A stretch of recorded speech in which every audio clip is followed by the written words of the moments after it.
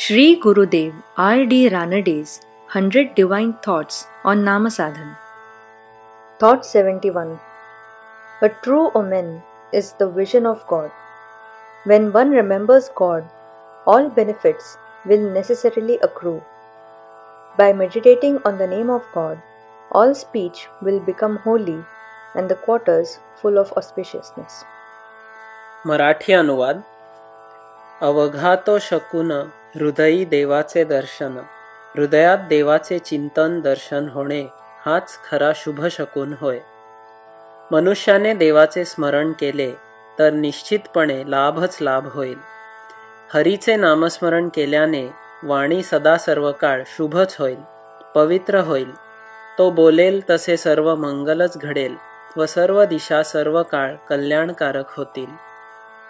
राजाधिराज सद्गुरुनाथ महाराज की जय.